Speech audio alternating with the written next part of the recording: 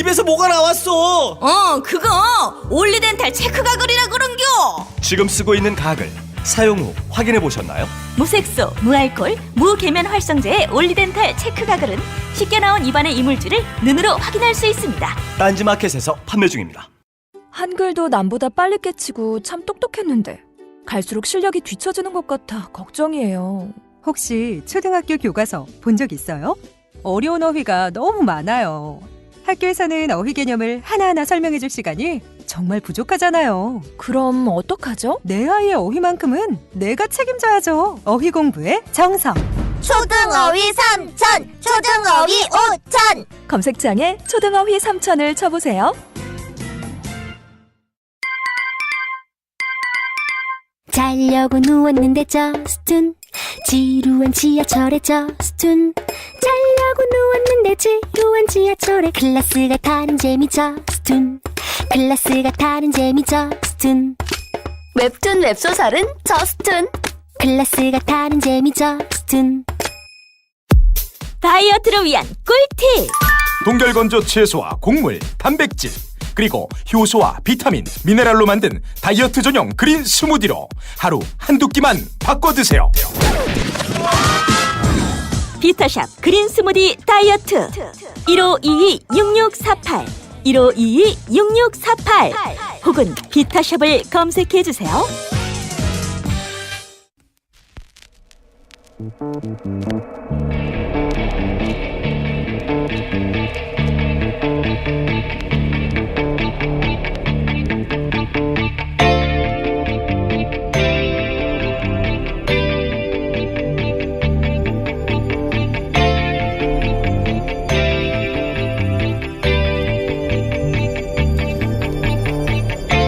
안녕하세요, 김어준입니다. 정부의 탈원전 정책 결정은 공론화위원회를 거칩니다. 2만 명에게 3차례 전화설문을 하고 시민 참여단도 두어 2박 3일간의 학습, 토론을 거친 후 역시 찬반 설문을 하게 됩니다. 정부 정책을 놓고 이런 전례 없는 실험을 하는 이유는 국가 에너지 정책이 근본적으로 바뀔 수 있기 때문이죠. 이 과정에서 많은 논점이 등장하겠죠. 특히 비용 문제가 가장 먼저 많이 다뤄질 겁니다. 원전의 전기 생산 단가와 재생에너지의 생산 단가가 비교되고 재생에너지의 단가가 몇 년 이내에 얼마나 저렴해질 것인가를 두고 갑론을박이 있을 겁니다. 노무현 정부 시절 전시작전권 환수 문제를 놓고 찬반 양론이 격렬하게 부딪힌 적이 있습니다.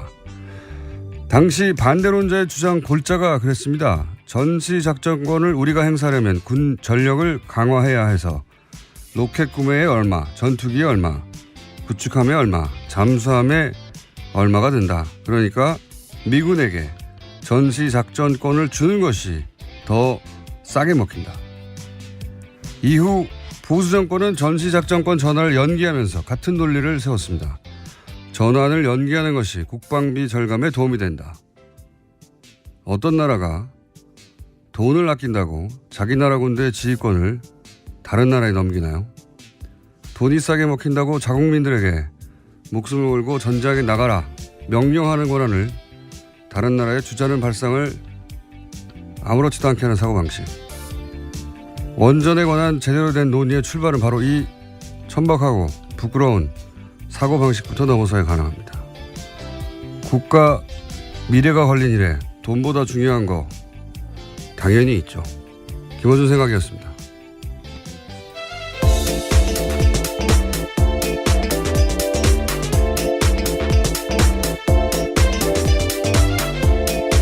시사인의 김은지입니다.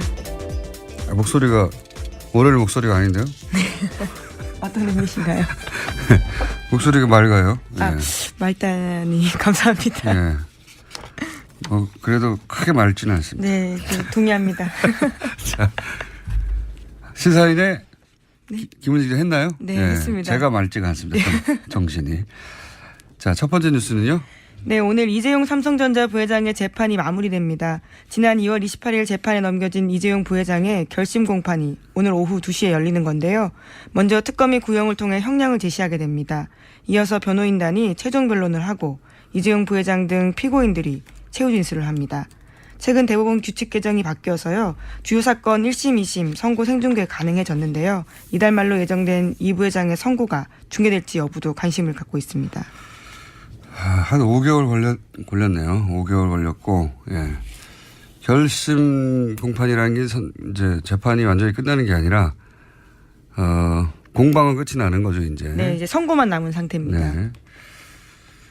그래서 이제 여기서는 구형을 하는 거죠. 예. 네, 검찰이 봤을 때 얼마 정도, 그러니까 지금은 예. 특검이죠. 특검이 형량을 제시하게 되는 겁니다. 검찰의 주장을 먼저 하고, 예. 그리고 나서 통상 한 2주 정도 있다가 재판부가 선고를 하겠죠. 예. 검찰이 뭐 10년을 요구했는데,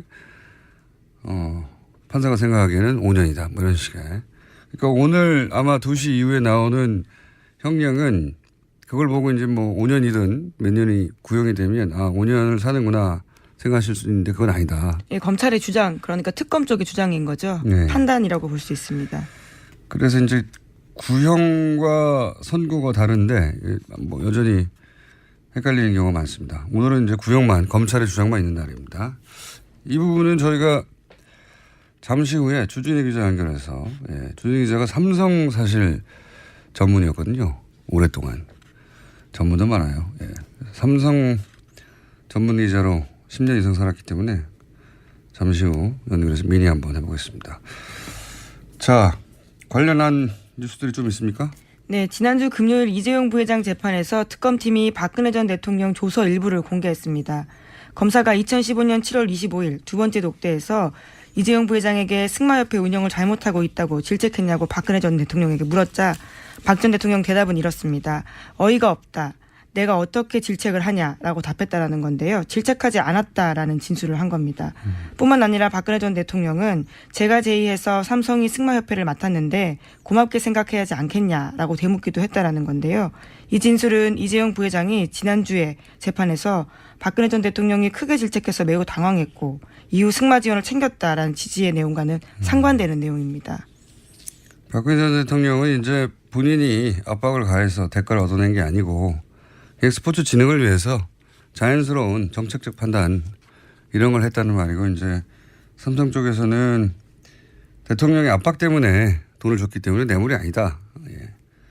이런 이야기를 하는 거죠. 상반된 주장이 있고 이 결론은 대략 2주 후에 납니다. 2주. 예. 네, 구속 만기가 27일이어서요. 네. 그 전에 날 것으로 보입니다. 뭐 대략 한 24, 5일 되지 않을까 싶은데 2주 후에나 결론이 납니다. 1심 결론이죠 물론. 자, 다음 뉴스는요. 네, 국가정보원 적폐청산 TF 관련된 소식도 계속 전해드리고 있습니다. 이와 관련해서 또 뉴스가 나왔는데요. 2009년에서 2012년 당시 국정원이 민간인으로 구성된 사이버 외곽팀 구성했다라는 건 전해드린 바가 있습니다. 그런데 별도로 그 밖에요. 온라인 여론조작팀을 운영한 사실이 파악돼서 조사 중이라는 겁니다. 그러니까 이미 드러난 사이버 외곽팀 30개는 국정원 전체 여론조작 조직의 일부에 불과하다라는 겁니다. 제가 그렇지 않습니까? 네. 다가 아닐 것이다. 예, 적폐청산 TF에 들어가시는 것도 방법이실 것 같습니다. 여기에 지난번에 이제 윤 목사 실제 밝혀져서 구속이 된 윤 목사 같은 경우는 종교단체 일부도 여기에 참여한 것으로 알고 있고 또 나름 지명도 있는 소위 농객이라고 불리던 보수 농객이라고 불리던 사람들 또는 뭐 보수 인사들 그러니까 이제 일반인들 직업을 가진 일반인들이 아르바이트로 잠시 한 수준의 3,500여 명 정도라고 1차로 밝힌 인원 이외에 별도의 조직이 있을 것이다. 네, 그렇게 조사하고 있다라는 겁니다. 파악하고요. 그때 당시 이제 보면은 온라인에서 이런 그러니까 포털이나 대형 커뮤니티에 글을 쓰는 조직들 말고 또 트위터에서나 SNS 뭐 페이스북 가능한 모든 온라인 공간에서 이런 활동이 있었거든요. 그러니까 뭐 그리고 여러 레벨에서 그냥 단순한 댓글 혹은 뭐 포털에서 댓글뿐만 아니라 아예 스스로 글을 창작해내는 수위에서도 있었기 때문에 저는 대단히 광범위한 왜냐하면 이 온라인 여론을 조작하는 팀 자체가 커졌어요 당시에. 처음에 심리 전단에서 출발해서 네, 그렇죠. 심리 전단이 정부 아니라 국으로 국으로 격상됐습니다. 바뀌고 이념도 바뀌고 관리 조직 자체도 그렇게 어마어마하게 켜졌는데 당연히 훨씬 더 큰 조직이 있었을 거라고 봅니다. 네. 네, 그래서 국정원 댓글팀도요. 그 당시에 특별수사하면서 2013년에 국정원 메인 서버 압수수색 영장 받아서 갔었는데 국정원의 거부로 서버 확보에 실패한 바가 있습니다. 그런데 이번에는 적폐청산 TF가 이 메인 서버를 분석해서 조사하고 있기 때문에요. 관련해서 검찰로 넘어갈 수도 있다라고 보고 있습니다. 메인 서버에는 다 남아 있겠는가 뭐 그런 생각도 듭니다. 예.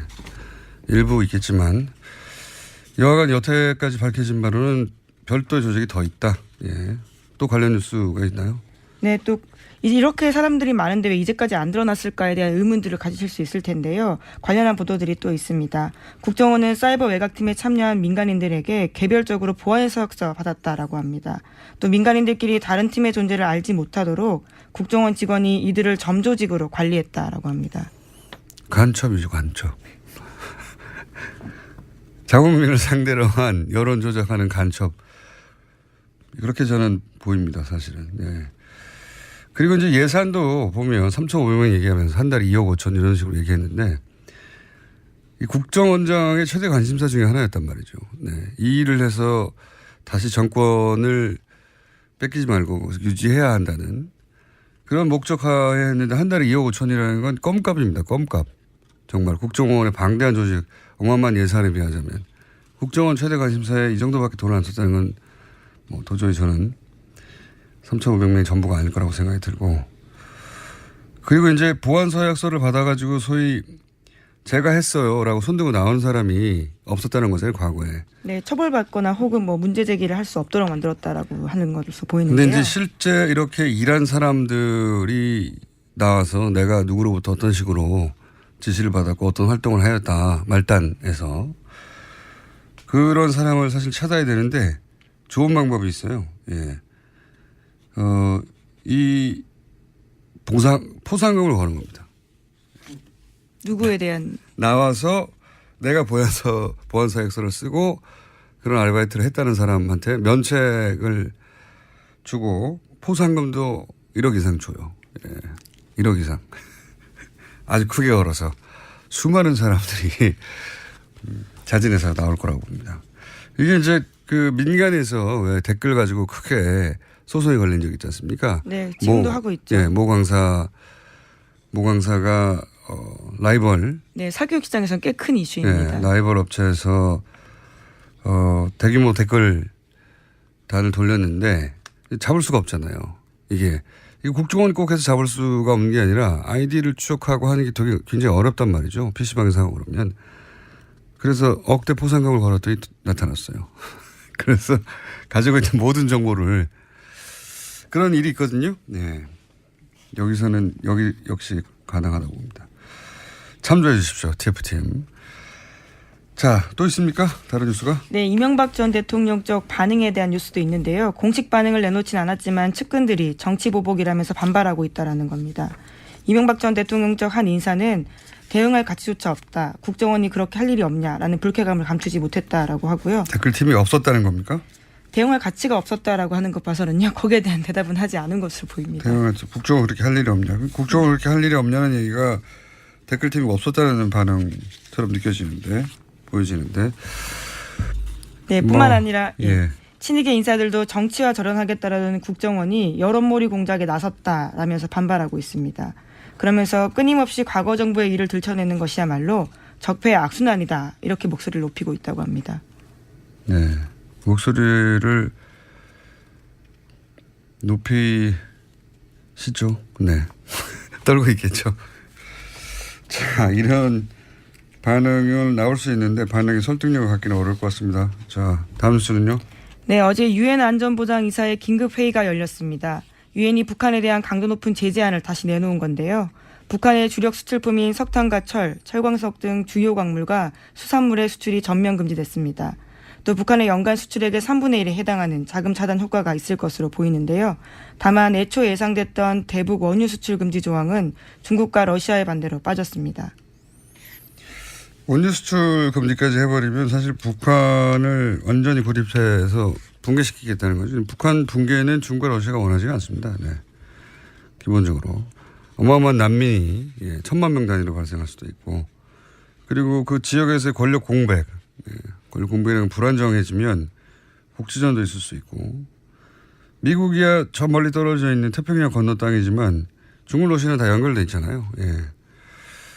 게다가 이제 한반도에서의 미국의 영향력이 더 확대되고 한반도를 미국의 영향력 아래에 다 들어가게 하는 걸 원치 않죠. 중국, 러시아는. 그래서 뭐 북한에 대해서 원유 수출까지 금지하는 건 앞으로도 없을 것 같습니다. 네. 자, 여기까지 하고요. 또 민의가 있기 때문에 한두 개 정도만 할게요. 네. 네, 국민의당 당대표 출마 선언한 당권주자 3명이요. 어제 잇따라 기자회견 열었습니다. 안철수 전 대표의 출마 정당성 여부를 놓고 설전을 벌인 건데요. 먼저 안철수 전 대표는 이렇게 말했습니다. 심장이 정지돼 쓰러진 환자는 전기 충격을 줘야 살아난다.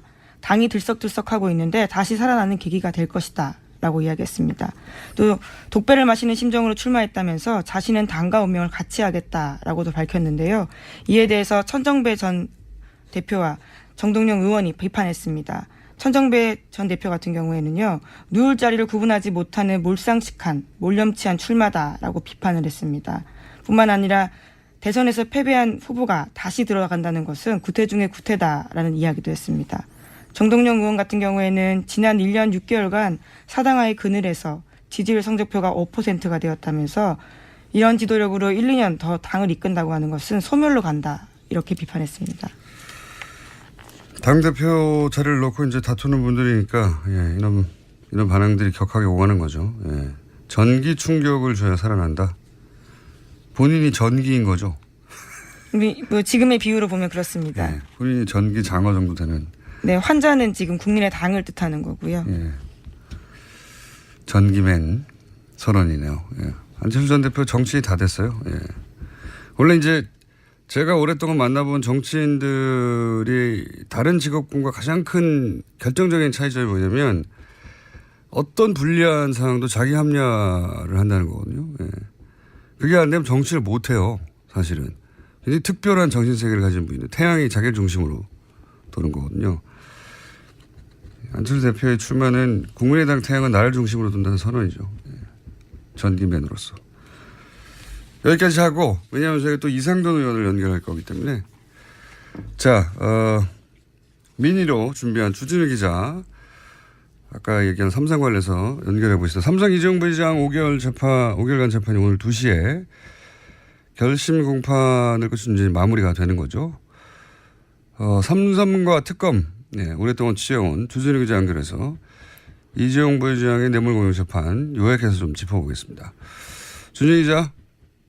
안녕하십니까. 네. 어색한 주진우 기자 연결됐습니다. 자. 네. 구속만기가 8월 27일이고, 통상 2주 후에 선고가 나오니까 대략 24, 25 선고가 되겠죠? 네. 제가 이제 물어보고 싶은 건 오랜 시간 삼성을 취재해왔는데, 삼성 취재원도 꽤 있는 걸 알아요. 이번 재판 네. 관련해서 삼성이 크게 중간에 당황하거나 한 적이 있습니까? 그런 순간들?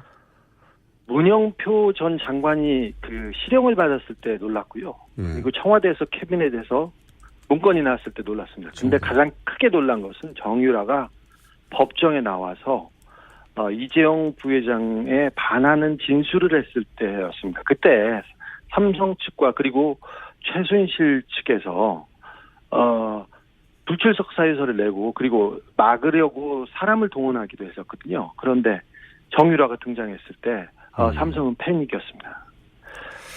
지난번 인터뷰 때 이제 정유라 얘기 나와서 하는 얘기인데 마지막 질문 중에 하나가 돈 문제하고 관련이 있냐고 했을 때 돈 문제와 관련이 있다고 해도 크게 이상할 것이 없다 이렇게 얘기를 했었는데 혹시 이후에 정유라가 왜 그때 나왔냐 혹은 뭐 돈 문제와 관련이 있느냐 없느냐 밝혀진 게 추가적으로 있습니까?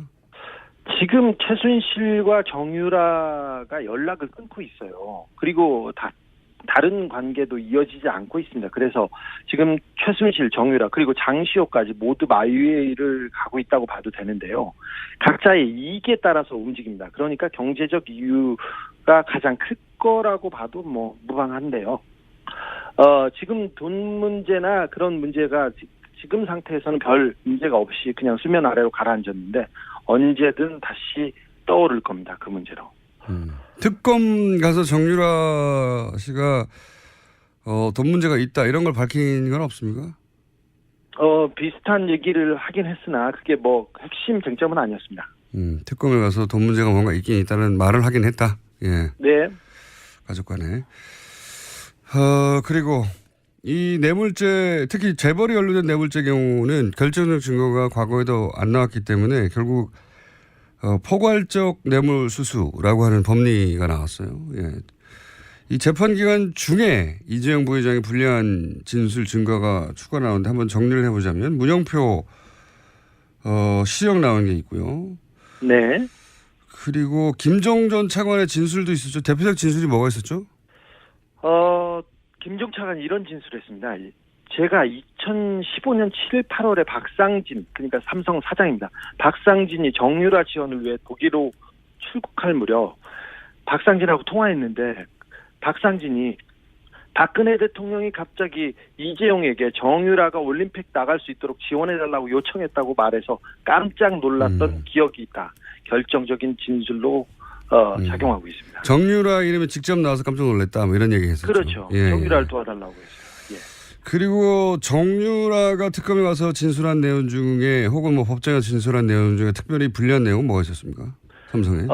이재용 부회장 측은 최순실 씨가 독일에서 말들을 사고 교환하고 이런 거에 대해서 전혀 삼성은 몰랐다고 얘기했는데 정유라 씨가 법정에 나와서 삼성이 말 세탁 관련해서 그 과정을 몰랐을 리가 없다. 다 알고 있었다. 이렇게 얘기했습니다. 그래서 굉장히 난처해졌습니다. 청와대 문건 나온 것 중에 혹시 법정에 제출됐거나 한 것 중에 이 언론이 제대로 보도되지 않았는데 불리한 내용은 또 뭐가 있었습니까? 캐비넷에서 나온 문서 이름이 아예 삼성 경영권 승계 지원이라는 자필 메모였고요. 그래서 청와대가 얼마나 도와주고 있는지 정확하게 써 있습니다. 그거 말고는 지금 보도되지 않은 것 중에 장충기 미래전략실 차장의 문자 메시지가 있습니다. 문자 메시지요? 예, 빼도 박도 못할 스모킹건입니다. 사실 뇌물을 주고 인증샷 찍지 않지 않습니까? 그래서 직접 증거, 결정적인 증거는 없습니다, 사실. 근데 정황상 증거를 다 따져야 되는데 이번 뇌물 사건처럼 증거가 많은 경우가 드뭅니다. 재벌 관련해서는 이 정도면 굉장히 많이 나온 거라고 얘기들 하는데, 자. 네. 지금 이제 장충기 전 사장 핸드폰 문자 얘기했는데 장충기 전 사장 핸드폰 문자 관련 보도가 있긴 있었는데 구체적인 문자가 내용이 뭔지는 자세히 보도된 적이 없어요. 근데 네. 그 부분을 한번 핸드폰 문자 내용 파악이 돼 있는 것 같으니까 물어보자면 우선 장충기 사장 역할부터 짚어보죠. 장충기 사장은 삼성에서 어떤 역할을 했습니까? 장충기 사장은 미래전략실의 사장급 임원이었는데 정보와 대관, 그러니까 정부 부서를 관리하는 그런 업무를 했습니다. 민관 할 때 대관. 그렇습니다. 네. 정보와 정부를 담당했었다. 예. 네. 자, 그러면 이 장충기 사장 핸드폰에서 아마 특검 수사 과정에서 밝혀진 것 같은데 장충기 사장 핸드폰에서 나온 문자들이 어떤 게 있습니까? 좀 구체적으로 짚어보자면. 이재용 부회장과 박근혜 대통령의 독대 관련된 내용이 있는데 청와대 내부자가 이렇게 문자를 보냅니다. 청와대 내부자 누굽니까? 지금 지금 그 내부자는 밝혀지지 않았는데 비서실 혹은 민정실의 최고위급 인사로 생각됩니다. 이렇게 문자를 보냅니다. 장 선배님, 불쑥 죄송합니다. 오늘 11시 BH 회동 관련해 참고하세요. 그렇게 해서 문자를 쭉 보냅니다. 그리고 다른 분이 아무래도 지금 VIP가 가장 중요한 게 노동개혁이니까 그에 대한 협조를 밝히면 좋아할 것 같습니다. 이렇게 얘기를 하고 대통령 휴가에 대해서 얘기합니다. 사실 2015년 7월 25일에 그 대통령한테 보고된 삼성 말씀 자료가 있는데 그 내용에 이 문자가 다 포함되어 있습니다. 그러니까 이 코치대로 얘기했다고 할 수도 있죠. 그리고 지금 얘기한 거는 청와대 내부의 고위 관계자가 삼성의 장충기 사장한테 대통령 독대를 할 때 요런 점들을 참고해라.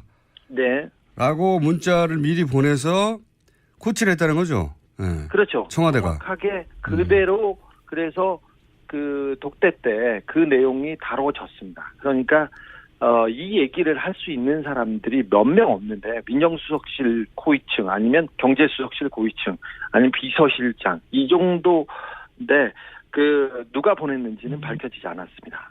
그리고 청와대 내에서 간 문자고 이것은. 예. 네. 그리고 국정원 기조실장 사실 기조실장은 국정원의 내부 살림을 하고 인사를 총괄하는 2인자라고 볼 수 있는 그런 사람인데 이분이 계속해서 장충기 그러니까 삼성의 정보 보고를 해왔습니다. 어떤 문자가 있습니까? 엘리엇이라는 그 회사가 나와서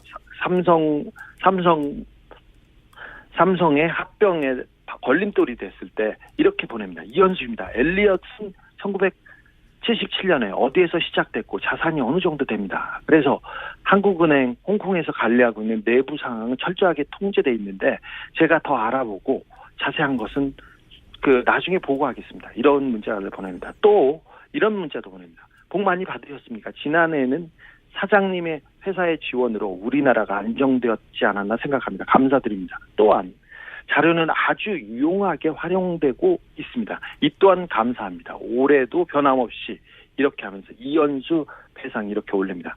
그러니까 정보 보고를 받고 있고 국정으로부터 이 국정기조실장이 삼성 사장 미전실 사장에게 정보 보고를 했다는 거죠. 예. 정보 보고를 했고 또 정보를 받아서 그 국정원에서 그 활용하고 있다는 게 보입니다. 그리고 대법관에 가겠다는 한 후보자가 장 차장한테 이런 문자를 보내기도 합니다. 하창우 대한변협회장이 거품을 누르고 저를 비토하여 2시간 경론을 벌이다가 저와 진보 측 변호사를 패키지로 낙마시키는 걸로 봉합된다고 합니다. 그러면서 자기 상황을 계속해서 보고하는데 대법관이 되려는 사람이 삼성의 눈치를 보고 있는 게 적나라하게 나옵니다.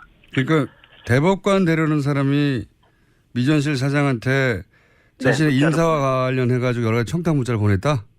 네, 그렇습니다.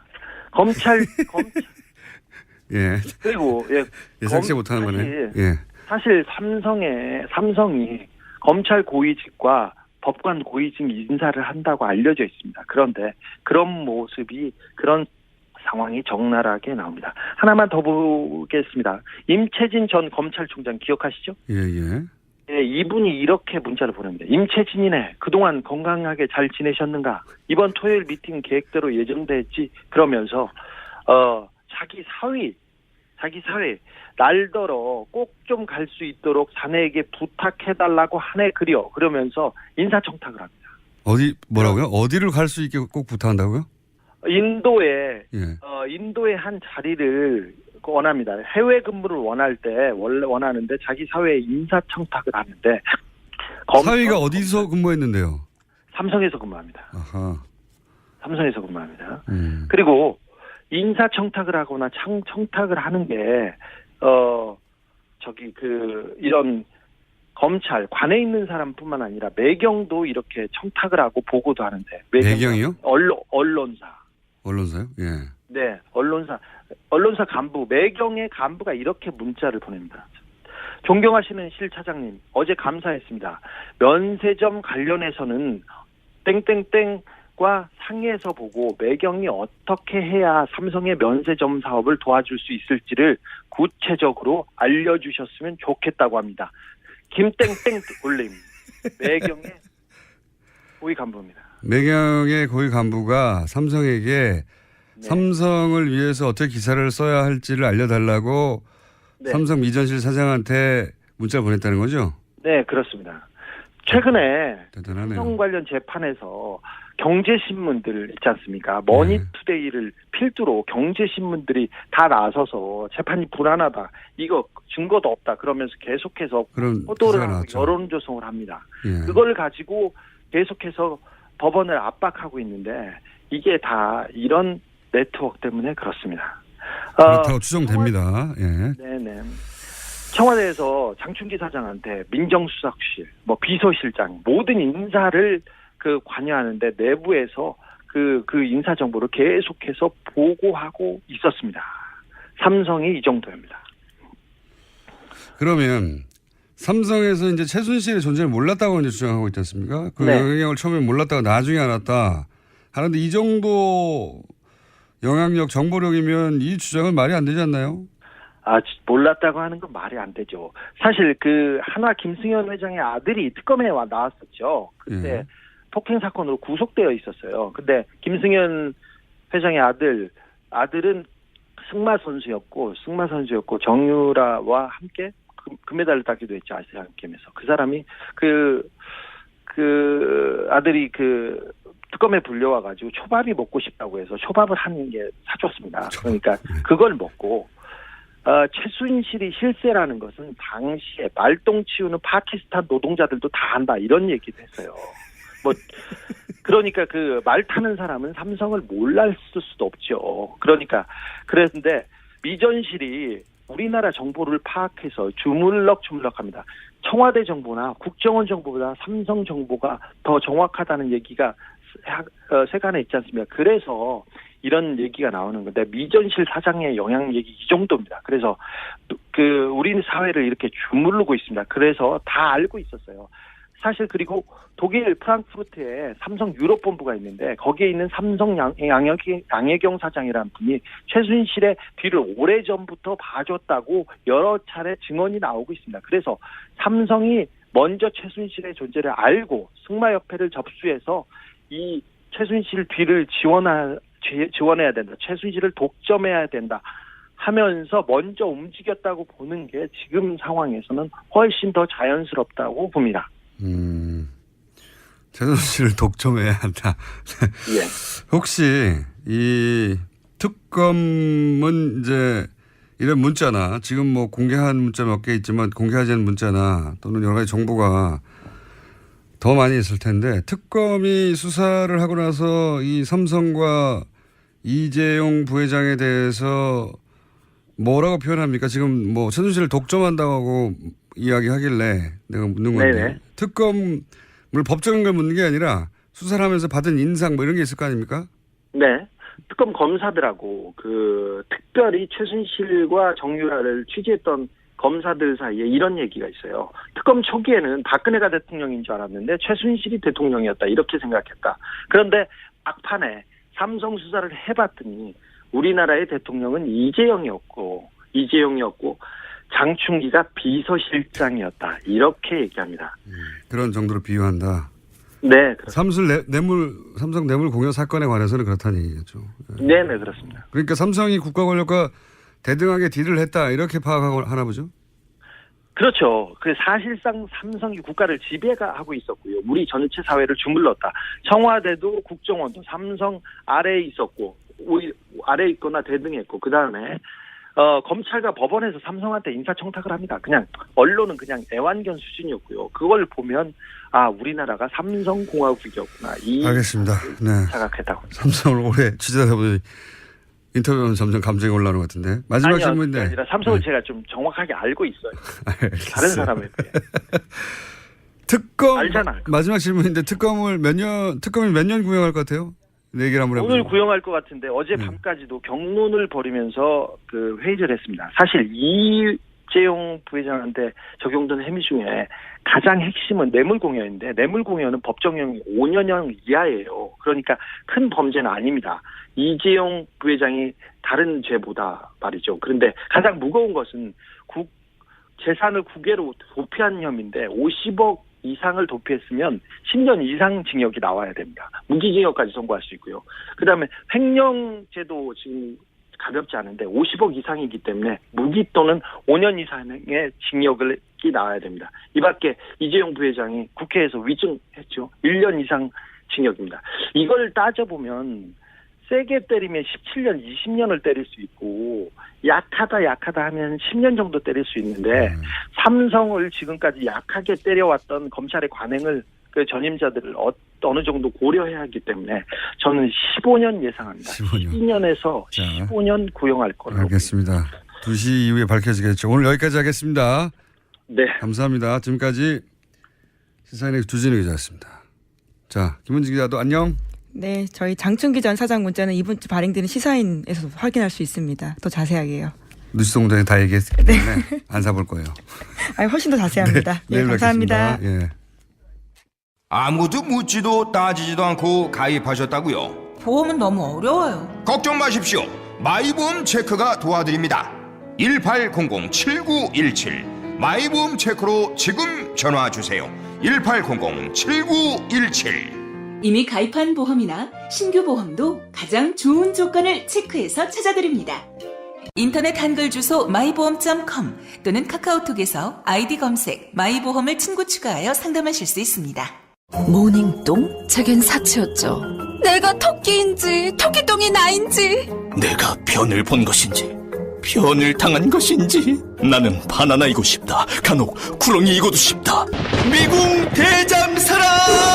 빅똥의 추억 미궁 대장사랑이 찾아드립니다. 혈중 콜레스테롤 개선과 배변 활동에 도움을 주는 건강기능식품입니다. 검색창에 미궁 대장사랑. 미궁 장사랑 이름 바꿨어요. 프로바이오틱스 12종 추가. 미궁 대장사랑. 골반 잡자 바로 잡자 바디로직. 허리 통증 바로 잡자 바디로직.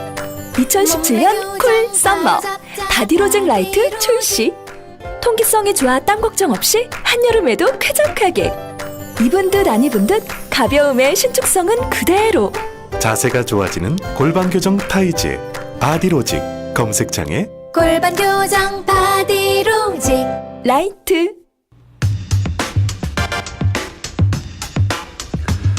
안철수 전 대표의 당대표 출마 선언에 대한 국민의당 내부 반응 이상돈 의원 통해 들어보겠습니다. 국민의당 이상돈 의원 전화 연결되겠습니다. 안녕하세요. 네, 안녕하십니까? 네, 여러 차례 저희가 인터뷰 요청드렸는데 오늘 해서 연결이 됐습니다. 네, 그렇습니다. 네, 다음에는 꼭 스튜디오에 한번 나와주시고요. 반갑습니다. 어제 그 당대표 출마 반대하는 의원들과 함께 심야회동을 가지셨다고 알고 있는데 어떤 이야기가 오갔습니까? 뭐 심야까지는 안 되고 밤 9시에 만나서 그냥 얘기를 했습니다. 이미 보도에 나온 그대로입니다. 그대로고 안철수 전 대표가 당대표에 나와서는 안 된다. 하는 데에서 의견을 모았죠. 무엇보다 그 원인은 뭐냐. 이번 전당대회는 임시 전당대회다 말이죠. 박지원 의원이 대표직을 내놨죠. 대선 패배 책임을 지고 그래서 하는 것인데 대선 패배에 대한 책임을 볼 것 같으면 박지원 전 대표보다 10배, 100배나 많은 안철수 전 대표가 대표직 나오겠다는 것은 이건 어불성설이다.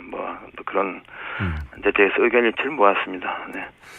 지금 출마를 반대하시는 의원들이 당내에 몇 분이나 됩니까? 그 당직자들은 의견 표명, 공개적인 표명을 이제 삼가하고 있지만은 포함은 그 절반을 훌쩍 넘는다고 보고 있습니다. 당 전체를 보자면 절반을 넘는다. 의원들 중에 거꾸로 그러면 출마를 찬성하시는 분도 있습니까? 적극적으로 그 지지를 처음부터 말했던 의원은 사실 이원주 의원 한 사람뿐이었고 또 이제 자신이 생각하기에 안철수 전 대표 때문에 국회의원이 됐다고 생각하는 몇 사람들은 그래도 도와되지 않느냐 이렇게 보고 있는데 저는 참 그런 거 우스다고 봅니다. 국회의원이 되면은 그 헌법기관인데 그 자기가 독자적인 판단을 해야지 나는 안 대표 때문에 국회의원 됐으니까 뭘 해도 도와야 된다. 그건 우스다고 생각합니다. 이게 이제 80년대 외국 사례이긴 한데 선거 낙선의 충격이 가족 중 일원이 사망했을 때 충격이 범간다 이런 연구가 있거든요. 그러니까 낙선 충격이 대단하다는 건데 저는 이제 이 전체 최근의 상황 중에 가장 이상한 대목이 안철수 전 대표는 그런 충격이 거의 없는 것처럼 보이거든요. 의원님이 보시기에 어떻습니까? 네, 충격이 거의 없죠. 거의 없는 게 아주 없죠. 대선 끝나고 나서 하루 이틀 후에 자기가 다음에 대통령 선거 나오면 50% 넘는 득표를 된다고 그러지 않았습니까? 그런 말 했죠. 네, 그 정상적이 아니라는 걸 보여주는 거죠. 이런 말, 노사모 같은 조직이 없어 패배했다거나 결선 투표제가 도입됐더라면 이번에 본인이 1위 했을 수도 있다 이런 발언도 했어요. 그러니까 본인 대선 패배의 원인을 본인이 아니라 다른 데서 찾는 걸 보니까 대선의 패배를 있는 그대로 받아들이지 못하고 있는 걸까요? 그게 이제 어떤 언론이 쓴 대로 인지 부조하다 이렇게 얘기를 하는데 좀 상식에 벗어난 거죠. 그래도 안철수 전 대표가 국민들한테 좀 남아있는 좋은 이미지가 뭐 깨끗한 정치를 상징한다든가 뭐 겸손함 이런 게 있었는데 그런 건 다 없어졌고 남아있는 것은 인지 부조와 터무니없는 나르시즘 뭐 이런 거밖에 남아있지 않는 것 같습니다. 불행한 일입니다. 안철수 전 대표가 이제 출마 명분으로 내세운 것 중에 하나가 109명의 원외위원장들의 강력한 요구가 있었다. 근데 이제 여기도 잡음이 좀 있어요. 본인은 당대표 출마 지지 선언을 해서 서명한 게 아니다. 이런 위원장들도 있는데 이 사태 파악이 됐나요? 전후 사정이? 네, 아직은 뭐 정확히 파악은 안 됐으면 저는 뭐 대충 심증이 있죠. 그 얘기가 좀 공론화된 게 제가 그 인터뷰에서 얘기해서 이제 드러났죠. 네, 저는 뭐 지난번 총선이나 이런 거간에 좀 지방의 그 원외위원장 사정을 뭐 굉장히 많이 아는 사람이죠. 100명씩 나올 수가 없습니다. 그리고 저도 뭐 확실하지만 대충 뭐 심증 가는 부분이 있죠. 그리고 어떻게 심증이 가십니까? 왜? 대표가 뭐 이제 그거는 허수다. 뭐 이렇게 좀 공개적으로 반박을 했죠. 네. 심증이 가신다는 거는 그러니까 서명을 하긴 했는데 당대표 출마하라고 서명한 게 아니라는 겁니까? 아니면 서명까지 한 건 아니고 뭐 동의를 했다고 그러는데 그 동의도 정확한 것 같지 않고 그 109명의 명단을 발표해야 되지 않습니까? 못하고 있지 않습니까? 그리고 109명의 숫자가 나올 수가 없습니다. 숫자도 과장이고 명단도 없다. 그러니까 뭐 그 제보 조작 사건이 재판이죠. 그 정도까지 보시는 거군요. 그러니까 109명이나 숫자도 불려졌고 서명도 없었고 명단도 없다. 명단을 발표하지 못하고 있지 않습니까? 뭐 정치하는 사람이 자기 이름을 들었냐고 의견을 내죠. 네. 그렇죠. 원외위원장 되면 정도. 네, 원외위원장도 정치인 아닙니까? 네. 그렇죠. 국회의원이 되려고 하는 분들인데요. 그렇죠. 동교동계는 어떻습니까? 처음에 탈당하겠다고 했다가 잘못은 안철수 전 대표가 했으니 자신들이 탈당할 게 아니라 출당시키겠다 이런 발언이 보도됐었는데 이게 출당이 가능한 겁니까? 당구상? 당원 당규에서는 출당은 어렵다고 봐야죠. 그 상징적인 그런 의지를 표명한 거다. 상징성이 있다는 것이죠. 그 정도로 격앙돼 있다. 무엇보다도 이번 대세의 패배를 국민의당이 호남당이기 때문에 패배했다. 뭐 이런 얘기가 나오고 있지 않습니까요? 제가 보기에는 안철수 전 대표가 그나마 대통령 선거 나가게 된 것은 그 박지원 전 대표 때문이죠. 1년 동안 박지원 전 대표가 안 대표를 전폭적으로 밀어서 대선까지 간 거 아닙니까? 이건 어떻습니까? 지금 이제 물론 이것도 다 분석인데 언론들이 잘 이해가 안 가니까 이런저런 분석을 내놓습니다. 그러니까 당을 이제 호남 의원들이 다 장악을 해버리면 본인의 안철수 전 대표 본인의 입지가 사라질 것 같아서 그래서 출마했다 이런 분석이 있는데요. 뭐 그런 해석도 가능하다고 보는데요. 사실은 뭐 안철수 전 대표의 입지가 지금 뭐 앞으로 있겠습니까? 솔직히 말씀드려서 이제 뭐 지난번 대선 토론 때 이미 다 드러났지 않습니까? 이미. 저는 그렇게 봅니다. 굉장히 야박하게 평가하시는군요. 그럼 이런 표현들은 어떻습니까? 극중주의라든가 뭐 전기 충격에 의해서 당이 지금 주목을 다시 받고 있다든가 또 뭐 안중근 의사를 비유한다든가. 그거 좀 뭐 표현 같은 거 뭐 이렇게 신경 쓸 필요가 없습니다. 뭐 좀 심하게 말하면은 혹시 뭐 영어 단어에 뭐 불시시라는 영어 단어 있지 않습니까요? 뭐 그 정도밖에 안 되는 거고 그게 뭐 비중을 둘 필요가 없습니다. 그러니까 말이 안 되는 얘기죠. 네. 굉장히 화가 나신 것 같은데 그러면 진짜 이유는 뭘까요? 이제 국민의당 소멸 때문에 나왔다. 뭐 호남 의원들에 대한 당 장악을 우려했기 때문이다. 지방선거에서 공천권을 쓰려고 한다. 뭐 등등 이제 이해가 안 가니까 여러 언론이 여러 방식으로 이유를 분석하고 있는데 의원님이 보시기에는 진짜 이유가 뭐라고 보십니까? 그냥 진짜 이유는 이해가 안 되는 거죠. 그 어떤 언론이 뭐 이른바 인지 부조화증에 빠졌다. 뭐 그게 정확한 분석이라고 봐야 되는 거죠. 뭐 그거 외에는 답이 없습니다. 대통령 선거 끝나고 나서 그 다음 날 내가 다음에 나가면 50% 넘어도 된다고 말하는 사람은 그 이해가 됩니까? 그 이해 안 됩니다. 제가 대통령 선거 지난번 끝나고 2012년 그해 가을에 문재인 대통령이 저하고 한 2번 저녁을 초대한 적이 있는데 제가 느끼기에 그 10월 달인데도 불구하고 문재인 대통령은 그 당시 대선 후유증에 아직 그 굉장히 가위 눌린 같은 상태에 있는 거 제가 느꼈어요. 그게 정상입니다. 그렇죠. 그런 과정을 거쳐야 다음에 정치적으로 재개하는 거죠. 그렇긴 한데 보통 뭐 통상 큰 선거에서 지고 나면 뭐 지지자들은 울고 당사자들은 미안해하고 그러면서 한 1, 2년 정치활동하지 않다가 네, 스스로 그게 정상이죠. 네, 패배 원인을 곱씹고 뭐 그런 게 통상인데 대선 직후부터 노사모 조직을 찾고 그런 게 이상하긴 했습니다만 그게 쭉 이어지는 것 같기도 합니다. 지금 상황에서 그런데 출마는 말릴 수 없을 것 같은데 출마하게 되면 결국 그래도 안철수 전 대표가 직전에 대선 후보였고 하니까 당선될 가능성이 높지 않겠습니까? 아니 그거는 일단에 그 정동영 의원과 천정배 의원의 거취를 봐야 된다고 봅니다.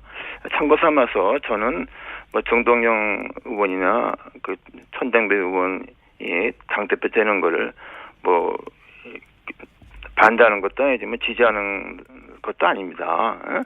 다만 문제는 당이 이렇게 한 사람의 일종의 나르시즘에 흔들려서 이게 안 돼, 공당이 아니다.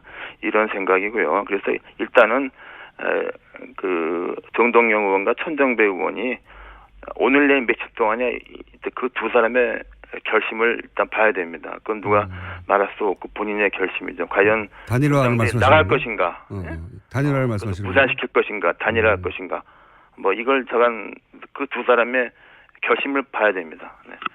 그 말씀은 그러면 두 분 중에 한 사람으로 단일화되면 안철수 전 대표하고 대결 구도가 섰을 때 그 단일화된 혹은 뭐 남은 한 사람을 지지 선언할 수도 있다 이런 말씀이시네요? 아니 저는 뭐 지지 선언 저 개인은 뭐 지지 선언을 떠나서 전 기본적으로 당이 이렇게 해서는 안 된다. 헌법기관이 국회의원 헌법기관인데 40명이 있는 그 집단이 이런 게 도대체 이게 상식에 어긋나는 일이죠.